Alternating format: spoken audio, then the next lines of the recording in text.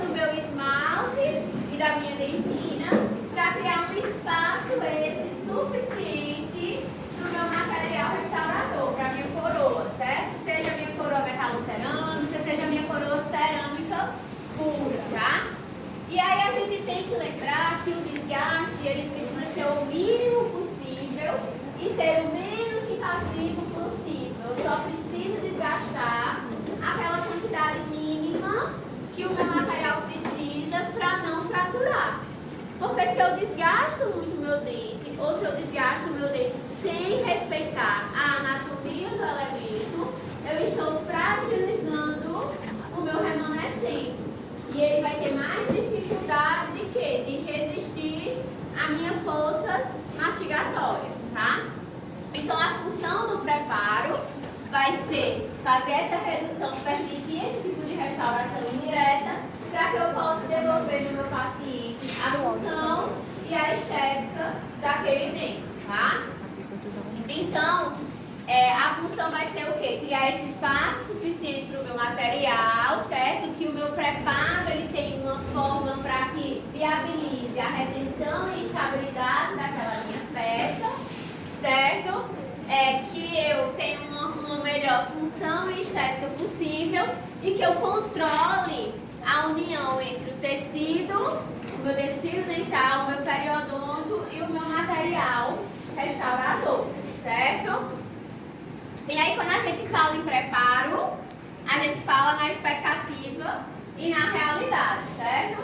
Então, muitas vezes a gente observa nas mídias sociais aqueles preparos bonitos, certo? E quando a gente chega na prática, se frustra um pouco. Por quê? Porque o preparo não sai como que a gente vê, certo? Mas aí, preparo é prática, é habilidade que se mantém, se ganha habilidade como? Fazendo 1, 2, 3 até conseguir um preparo satisfatório, certo? Então não desanimem, não desistam no primeiro, porque todo mundo é capaz de conseguir fazer um bom preparo, seja ele de coroa total ou de coroa parcial, certo? Então vamos lá. Primeiro a gente precisa revisar o que? Os princípios biomecânicos de um preparo dental, certo? Que princípios são esses? A retenção, a estabilidade, a rigidez estrutural, a integridade marginal e a preservação dos meus tecidos, tanto os tecidos duros, o meu dente, quanto o meu tecido mole, que seria o meu periodonto, certo? A retenção, ela vai ser responsável pelo quê? Por evitar o deslocamento da minha prótese nesse sentido axial, ao longo do eixo do meu dente. Então, a retenção, ela impede, por exemplo, de quando o meu paciente estiver mascando, por exemplo, um chiclete, que é um alimento pegajoso, que aquela coroa não se desloque no sentido axial, certo? A retenção, ela é dada pelo quê? Pela resistência, a retenção friccional daquele dente, ou seja, a área de contato do meu remanescente dentário com a superfície interna na minha coroa. Quanto maior o meu contato, quanto mais área de preparo, maior vai ser a minha área de contato com a minha coroa e, consequentemente, maior a minha retenção, certo? Quanto mais paralelo for o meu preparo, mais retentivo ele vai ser. Mas eu não posso deixar o meu preparo 100% paralelo. Se eu faço isso, o que é que vai acontecer?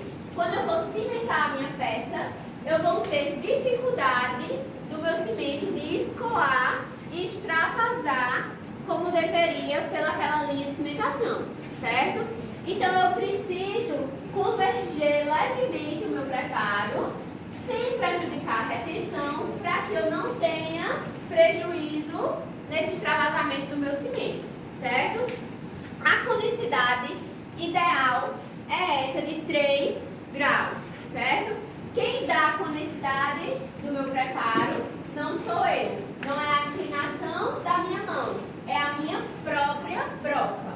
Por isso que a gente só faz preparo de estrutura dental com broca troncocônica, porque ela já vai ter o formato específico para dar a conicidade necessária daquele preparo em específico, certo?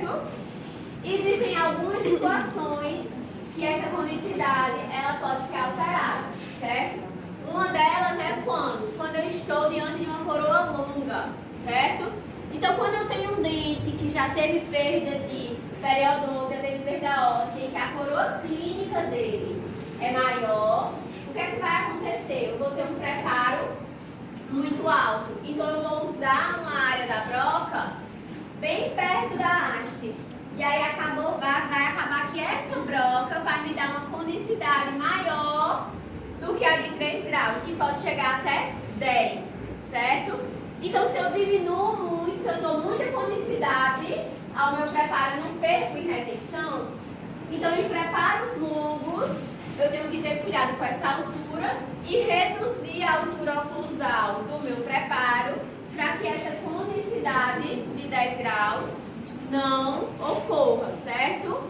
Deu para entender? Mais ou menos? Eu não entendo nada. E quando eu estou diante de uma coroa curta, eu vou ter o quê? Eu vou ter pouca área de retenção, certo? Eu vou ter uma menor área de superfície de contato daquele minha estrutura com a parte interna da minha coroa.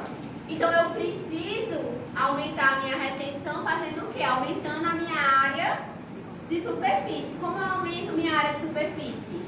Fazendo canaletas. Se eu faço pequenas perfurações no meu preparo, eu aumento essa área de superfície e, consequentemente, eu aumento a minha retenção.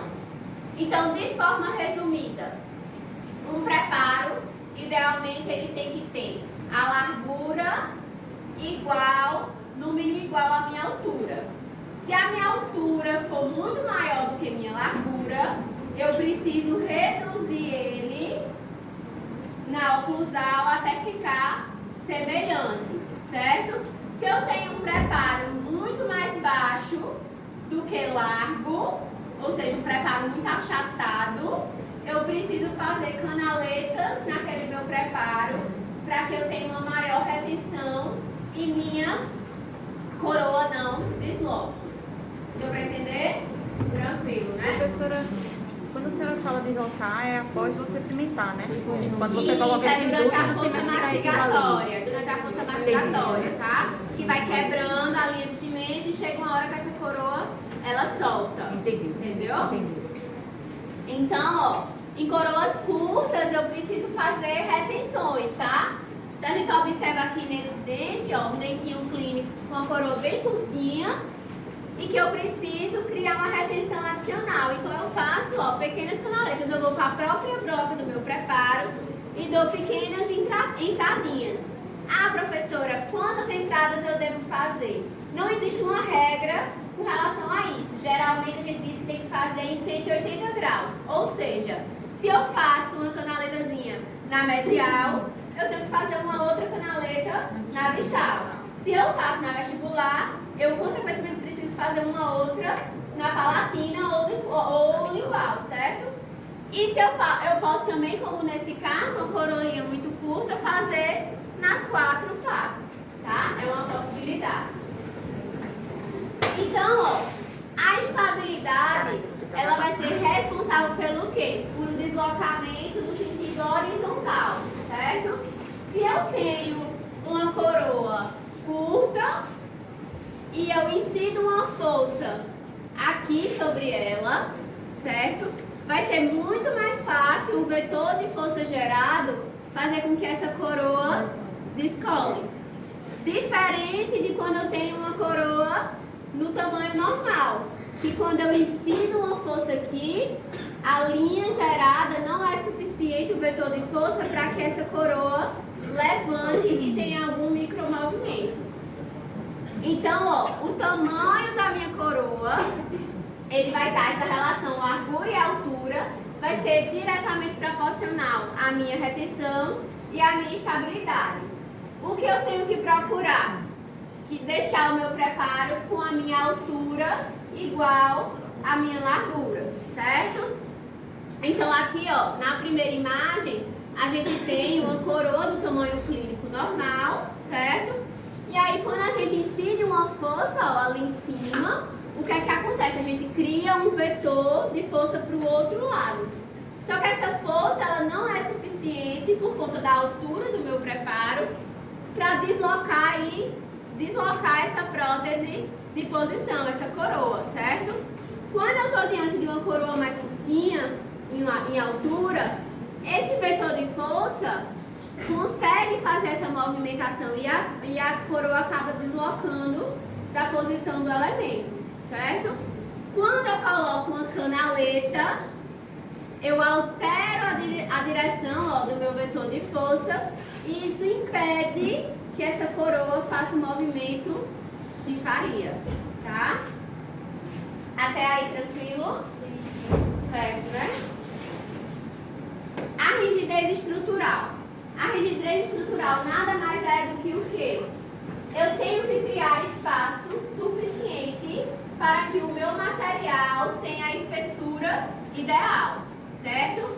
Então, se eu trabalho com uma coroa metalocerâmica, por exemplo, eu tenho que fazer um desgaste que vai suportar a espessura mínima de metal e a espessura mínima da minha cerâmica de recobrimento. Se eu trabalho com uma cerâmica monolítica, uma coroa de uma cerâmica única, eu não preciso desgastar tanto o meu dente, porque uma cerâmica monolítica precisa de menos espessura do que uma metalocerâmica, certo? O preparo que a gente vai aprender aqui é o preparo de metalocerâmica, que é o preparo mais tranquilo para a gente começar a iniciar, certo? É o preparo que a gente é um pouquinho mais invasivo e que se torna mais fácil da gente trabalhar, tá? A diferença vai ser exatamente a mesma técnica. A diferença para os outros materiais é só que você vai ser mais sutil no seu desgaste, tá? Então, ó, a gente precisa ter essa espessura suficiente, porque senão o que é que vai acontecer? Se eu não deixo, por exemplo, na oclusal a espessura suficiente para o meu material, o laboratório, quando ele mandar a peça, ele vai mandar a espessura mínima. E quando o paciente, a gente provar no paciente, o paciente vai dizer o quê?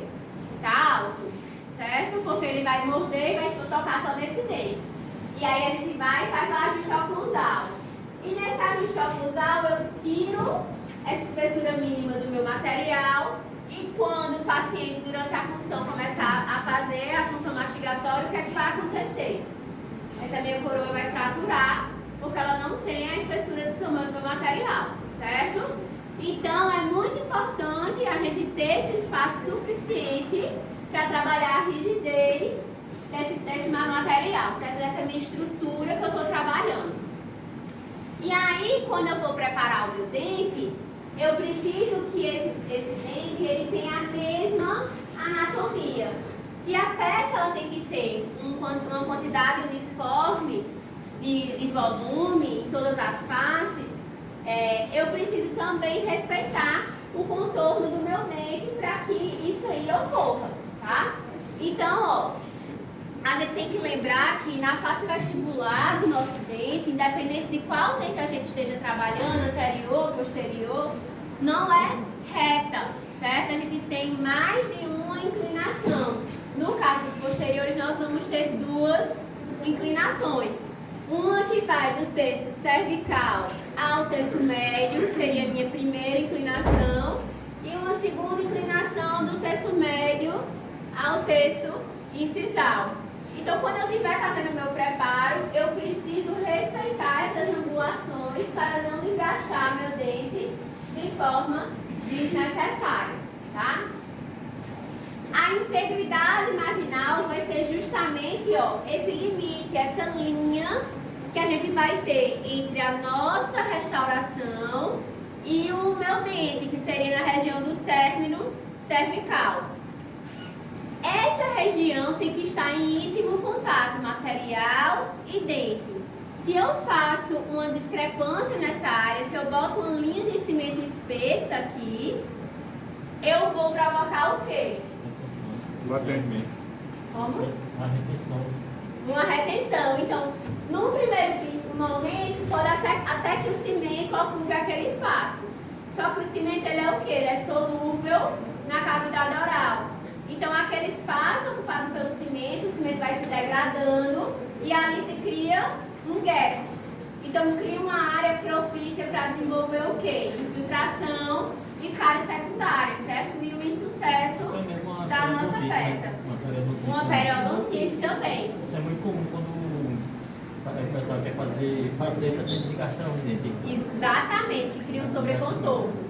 Então, ó, o meu dente, ele tem que ter um término extremamente nítido e polido. Se eu não dou um bom término cervical, o laboratório ele vai ter dificuldade de produzir uma coroa bem adaptada nessa região, certo?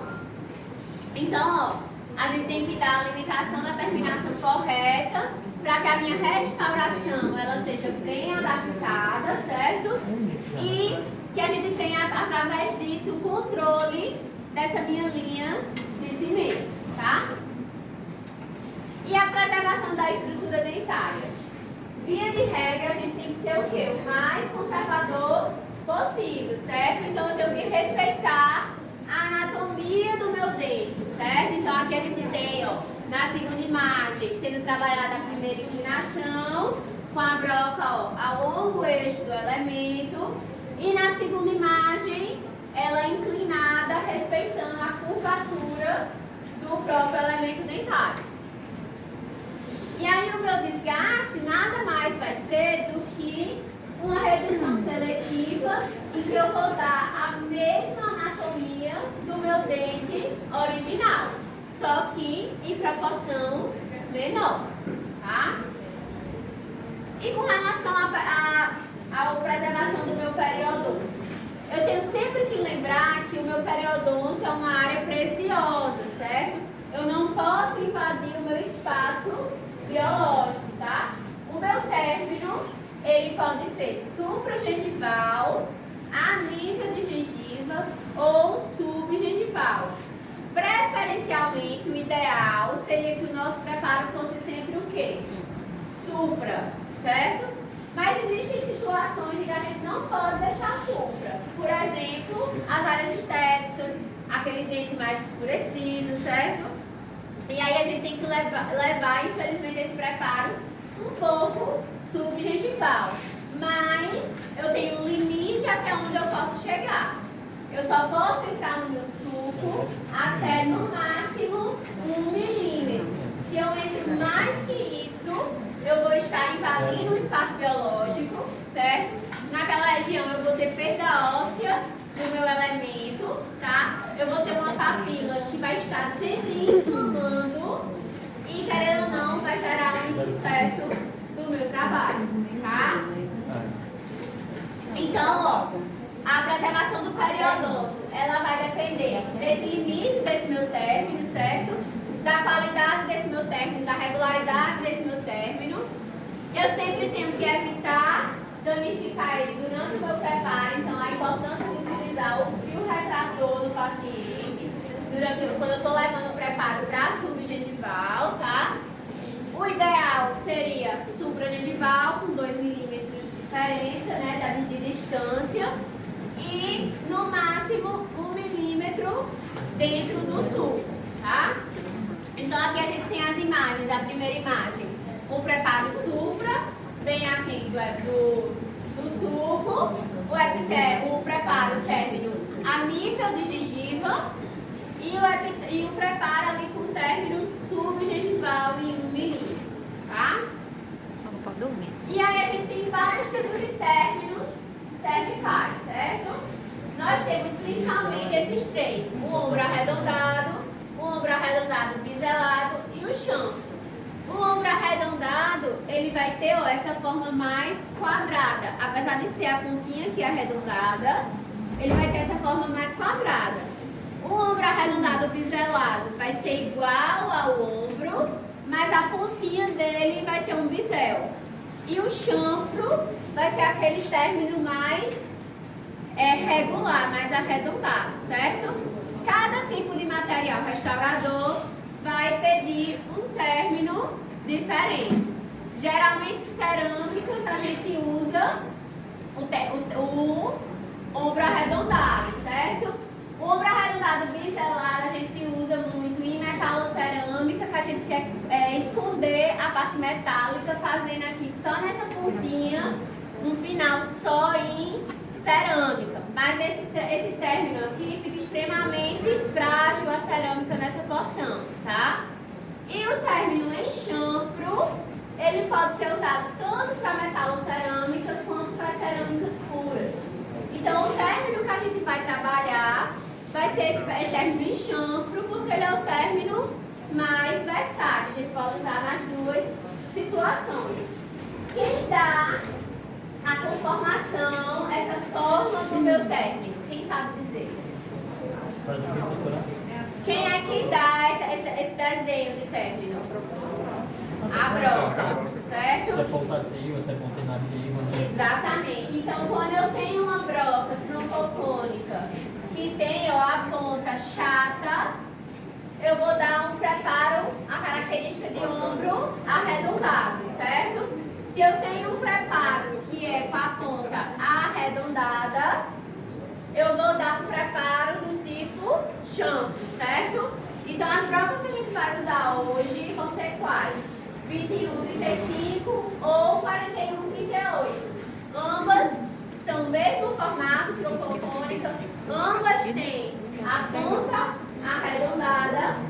A diferença vai ser o quê? Só o tamanho. A 21,35 ela é mais fininha, mais delicada, e a 41,38 ela é um pouco mais calibrosa, certo? Qualquer uma que você usar vai servir.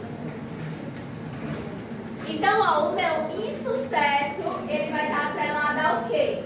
Vai estar atrelado ao meu desgaste exagerado, o meu desgaste inadequado, que eu promovo uma alteração da minha polpa, por exemplo, se eu expor um corpo pulpar e eu tiver que fazer uma endo por conta disso, é considerado um insucesso, certo?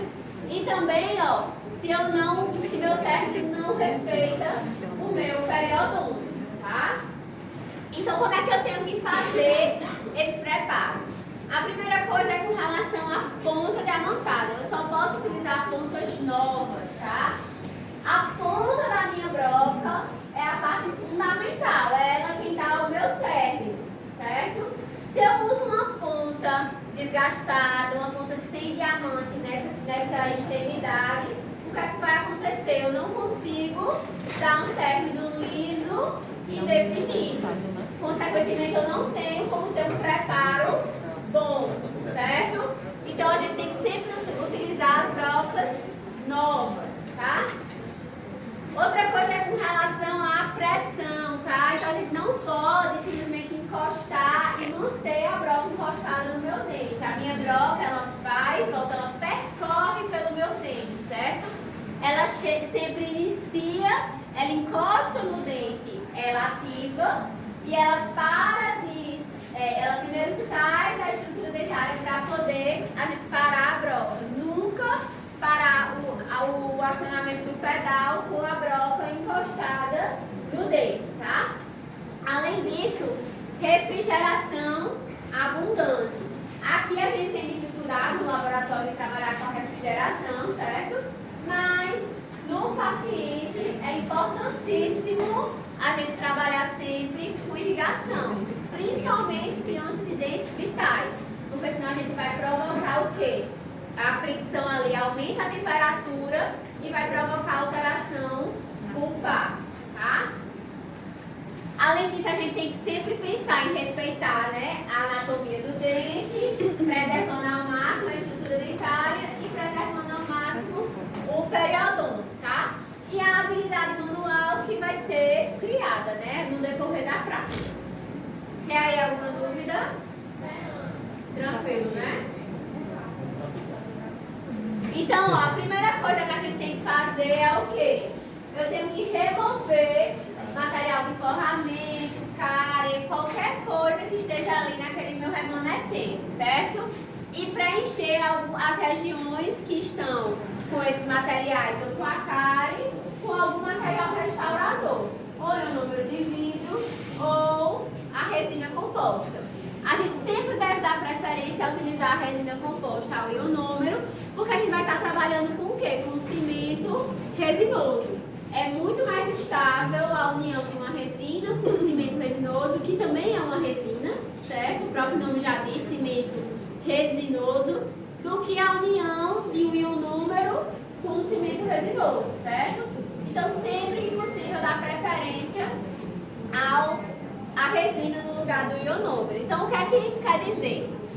por exemplo, a gente estiver fazendo um preparo parcial, esse dente aqui, tinha essa cárie na região, eu limpei o elemento, removi a cárie, mas ficou essa cavidade aqui retentiva. Faz muito mais sentido eu vir e preencher essa cavidade, ó, como na imagem C, com material restaurador, do que eu desgastar toda essa estrutura para deixar essa parede paralela, certo? Então, sempre que eu tenho algum tipo de retenção dessa forma, eu vou dar prioridade a acrescentar resina na região do que desgastar o dente do outro lado, tá? É muito comum ver essa situação, ver essas caixinhas quando tem amálgama, né? Exatamente, as caixas retentivas de amálgama. Aí quando tem, fica mesmo assim. Exatamente.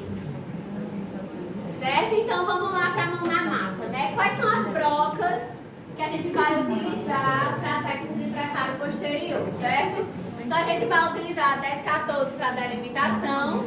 A 3118 a gente não vai usar hoje, vai ser a broca para preparo de anterior, tá? Vamos usar ou a 2135 ou a 4138 para fazer os sucos de orientação e o desgaste do meu dente, certo? A 2200, que é bem fininha, para romper o meu ponto de contato. E para acabamento, eu vou utilizar ou a 2135 FFS ou a 4138F e FF. Se eu preparei o meu dente com a 2135, eu vou usar a F e a FF para 2135. Se eu preparei o meu dente com a 4138, eu uso a de acabamento, a F e a FF da 4138. Mas ela não queria certo? 38F. E ainda mais eu posso utilizar no final o que? Aqueles risquinhos da soft, certo? De dentista. Para deixar o meu preparo sem arestas, pontiagudas, sempre tudo arredondado, certo? Liso e polido. Quanto mais definido e liso for o meu preparo, mais detalhes eu vou conseguir na minha moldagem e mais fidedigno vai ser e mais fácil de adaptar a coroa vai ser no meu dente depois, certo? Então aqui a gente tem um dente, a gente pintou todo ele aqui, né? Para poder ser visualizado, tá? E aí, ó, a gente tem que lembrar que quanto é que eu devo desgastar? Então a minha face proximais, de forma geral, e a vestibular e a palatina, precisa ter um desgaste mínimo de 1,5 milímetros, certo? Esse desgaste é mais ou menos metade da pontativa da minha broca, tá? E a superfície oclusal precisa de um desgaste maior, uma espessura maior, porque vai ser a área que vai ter uma sobrecarga da minha força mastigatória, certo? Então eu preciso de ter 1,5 a 2 milímetros, ou seja, eu vou entrar com a minha broca, a pontativa inteira, tá? Então, ó, a primeira coisa que eu tenho que fazer é a delimitação cervical. Então, supragengivalmente, eu vou pegar a minha broca 1014, inclinar ela em 45 graus no dente, certo? Então, se o meu dente tá aqui, eu venho com a minha broca e eu inclino, ó, 45 graus, certo?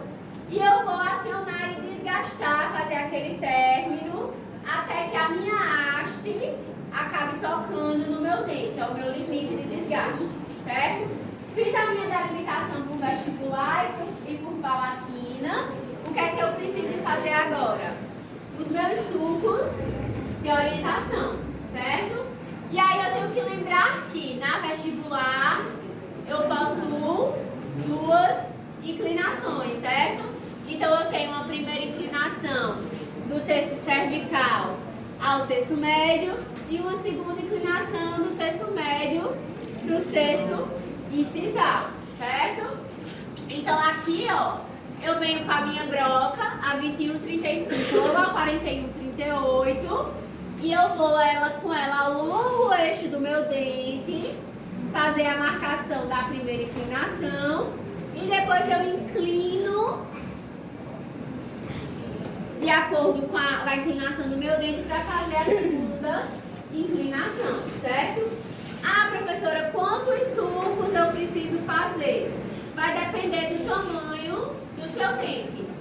dente molar, geralmente a gente faz 3 sucos. Um no meio do dente e um suco de cada lado, certo?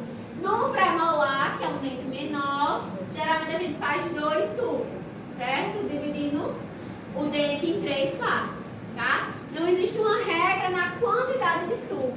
Qual é a função do suco de orientação? Lhe dá uma noção do quanto você vai precisar desgastar para que você não prepare aquele dente de forma excessiva. Então, durante esse suco, o que é que você vai fazer? Você vai perfurar o dente usando o quê? Só metade da ponta ativa da broca, certo? Da 41-38. Então, eu fiz essa inclinação, esses sucos por vestibular. Eu vou fazer a mesma coisa por oclusal, respeitando a anatomia, certo? Então, percebam que a broca, ela fica inclinada de acordo com a direção da cúspide do dente, tá? Então, o meu preparo final, ele não vai ser com a oclusal reta. Ele vai ter o que a gente chama de telhado de casa invertido, porque ele vai respeitar a inclinação das minhas cúspides, tá? Então, aqui, ó, a gente fez na oclusal, fez na palatina também o suco, e agora a gente vai fazer a união desses sucos de orientação, tá? Essa união eu também vou fazer o quê? Utilizando as 2 inclinações na vestibular. Então, eu venho primeiro com a minha broca paralela ao longo eixo, vou desgastar o meu suco de orientação na primeira inclinação. Depois eu vou fazer o quê? Inclinar minha broca de acordo com o sentido do dente para promover o desgaste da segunda inclinação na minha face vestibular, tá? Na palatina, eu tenho uma inclinação única, então eu só vou desgastar ao longo do eixo do meu dente, certo? Então aqui, ó, a gente tem na primeira imagem o desgaste da face vestibular, certo? Das 2 inclinações. E na segunda imagem, o desgaste da minha face oclusal, tá? Percebam, ó, a inclinação da broca respeitando a curvatura da minha oclusal, tá? Então, desgastei, ó, a oclusal e a vestibular, a gente percebe uma aresta pontiaguda. Eu preciso regularizar essa aresta. Meu preparo, ele tem que ter as arestas arredondadas, tá? Então, eu vou, ó, arredondando o meu preparo, tá? Na palatina vai ser da mesma forma, como eu falei, certo? Ao longo do eixo do dente. E aí eu vou ter preparado a face vestibular, a face oclusal e a face palatina. Mas eu não preparei ainda o quê? As minhas proximais. Então a primeira coisa que eu tenho que fazer para preparar as minhas proximais é, ó, romper o meu ponto de contato. Eu preciso criar espaço para minha broca trabalhar, certo? Então eu venho, coloco a matriz no dente vizinho para proteger, posso colocar até uma cunha, certo? E vou com a broca 2200 e vou passar da vestibular até a palatina lingual, bem no cantinho. Porque eu só quero o quê? Remover aquele ponto inicial e dar espaço para a minha outra broca, que é realmente quem vai preparar o meu elemento, tá? Então aqui, ó.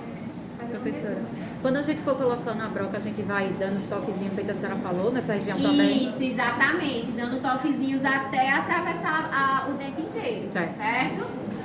Então aqui, ó, depois de romper o ponto de contato, eu venho e finalizo o preparo do meu dente, tá? Quando eu finalizei, vocês percebem que esse preparo ainda tá supra. Eu preciso levar o meu preparo a nível de gengiva ou subgengival.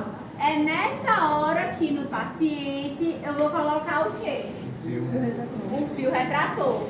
Então eu coloco, anestesia o paciente, coloco, se ele não estiver anestesiado ainda, né? Se for, por exemplo, um dente desvitalizado. Aí eu anestesio papila, coloco o meu fio retrator, certo?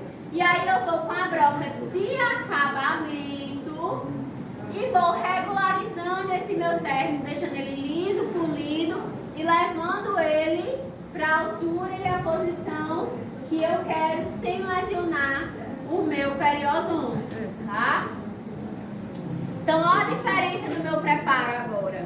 Eu tenho um preparo que está a nível de gengiva e que quando eu olho numa visão oclusal, eu consigo visualizar nitidamente todo o meu término, certo? Então, o preparo ideal é justamente esse, ó, que eu consigo ter espaço para o meu material, tanto na oclusal quanto na região proximal, certo? O meu preparo ele não tem nenhuma inclinação, nenhuma área retentiva e que numa visão oclusal, se eu botar o manequim na visão oclusal, assim, fechar um olho, eu consigo visualizar todo o meu término, certo? Que é essa visão aí da imagem, tá? Então, ó, a gente sai de um dente. Volta, por favor. A senhora pode voltar para aquela que tem a cunha metálica para tirar uma foto?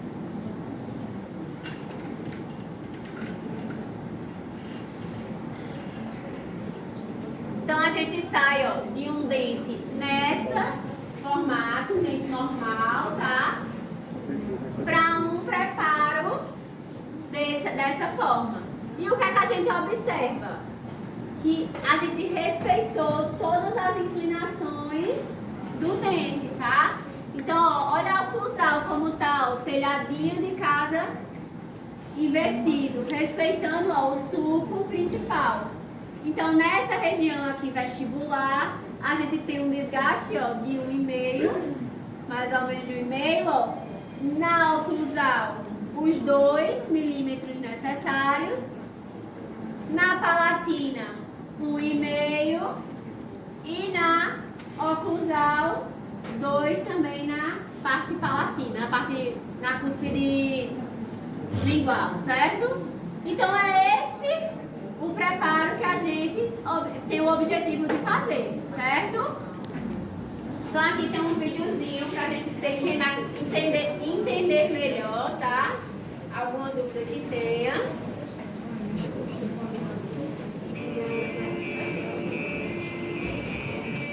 Então aí ele vai fazer a delimitação para 10-14, inclinada a 45 graus. E o sulco de orientação, percebam como ele inclina a broca. Ele faz a primeira inclinação e depois a segunda. Aí ele vai fazer uso da técnica da silhueta. Ele prepara um lado só, o dente inteiro, e deixa o outro lado íntegro, para depois preparar o outro lado do dente, tá? Então aí ele vai fazer a palatina. Fica vendo a boca do paciente. Você que não.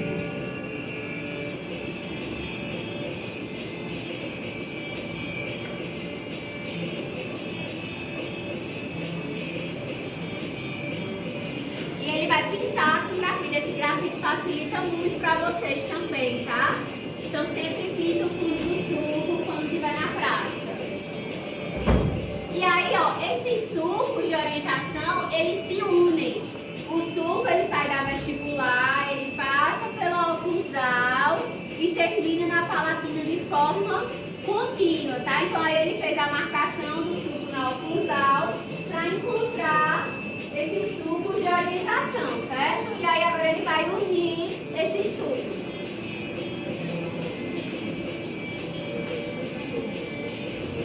Vai marcando.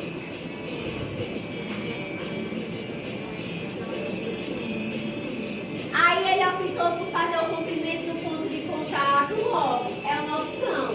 Em vez de eu sair desgastando as faces e os sulcos, eu rompo o primeiro ponto de contato e depois faço a união toda de uma vez, tá? Não tem problema de fazer essa inversão.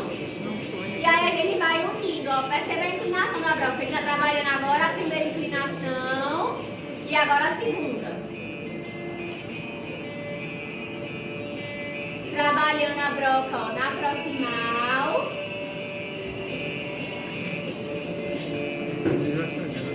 E ele vai marcar, ó, a diferença do desgaste. O desgaste uniforme. O término começando a surgir na fase vestibular. E agora a palatina.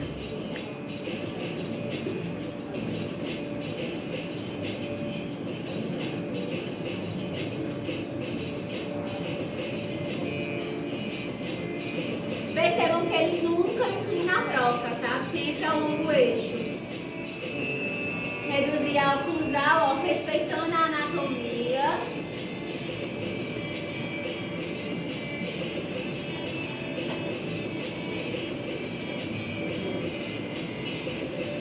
E agora ele vai fazer o preparo da outra metade.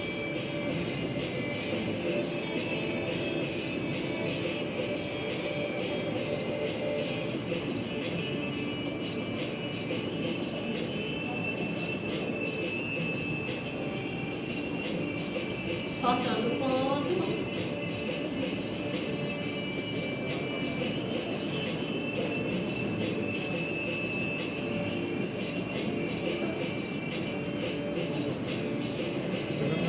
Final cruzal. Eu particularmente acho a técnica da silhueta mais difícil do que preparar todo de uma vez, certo? Mas é uma técnica que existe. Não faz em cima, né? É. Vai seguindo.